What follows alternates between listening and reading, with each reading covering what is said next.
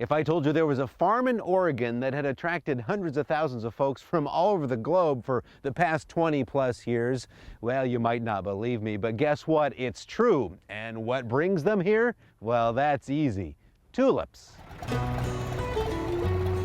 It's early morning in Oregon's Willamette Valley, and the irony of Ross Iverson's first morning chore of the day is not lost on him.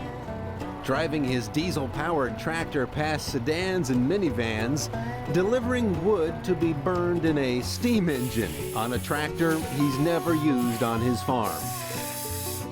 But such is the life of a modern-day farmer/tour guide. You have to broaden it out. You just don't make it on the farm crops. That's just about the situation now. It'll take a couple of hours for the boiler to heat up enough to power this tractor. In the meantime, people start arriving to take in the tulips in this beautiful valley.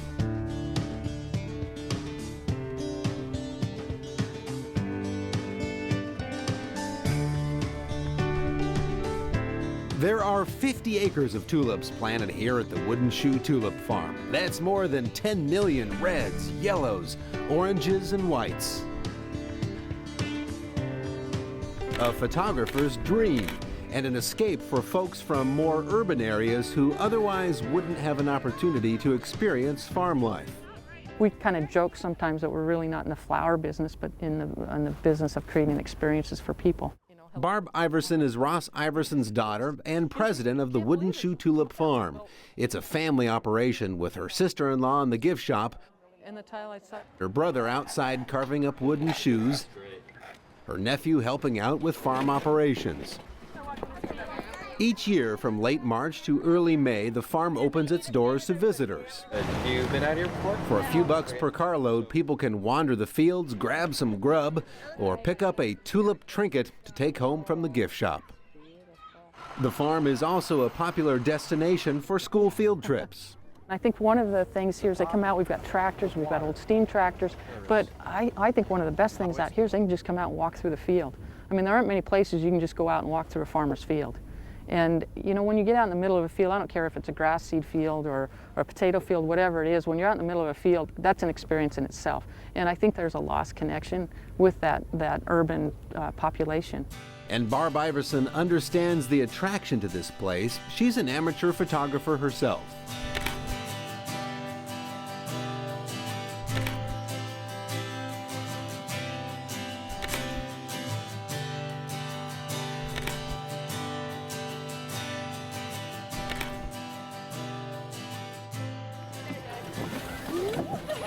More and more farms and ranches across the U.S. are opening their doors to visitors. This type of thing even has a name. It's called agritourism.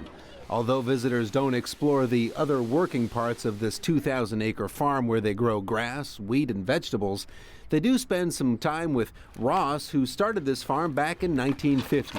He's officially retired, but you'll find him working over here pretty much every day. I was running the trolley the other day, and a man sitting next to me, "Do you need help with your money? Look at all the money you're making here." And I said, "You know, if I was running it, you wouldn't be here. I wouldn't let anyone on the place. I'd pick all the flowers. I wouldn't leave any for you people to look at." And he kind of looked at me, didn't know what to say, but... Nope, don't believe him. Don't believe him. He enjoys it. Whatever he says, he enjoys it. You know, he wanders through and he always talks to people. And you know, we have the tram ride to the field. He jumps on that and he'll drive back and forth just to visit with people. I mean, he really enjoys it.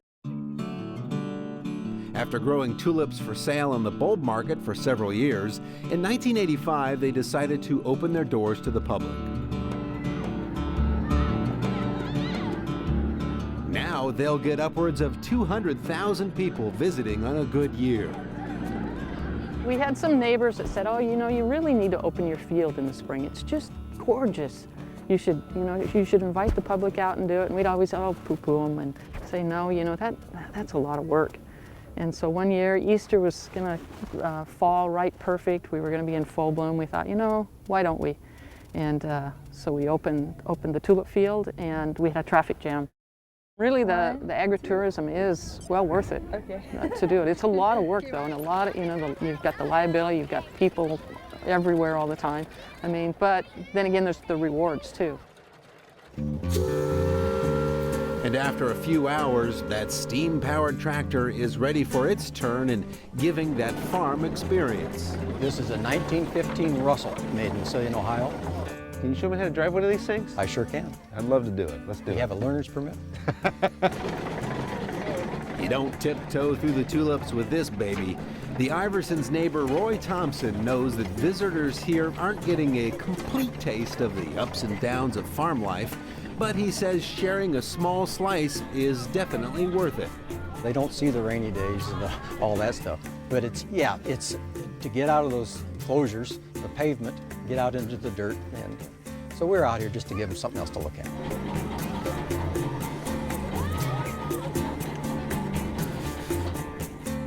Yeah, you can grow a great crop, but there's also another reward that you get in farming, and there's a satisfaction that maybe you've made other people's lives a little bit better.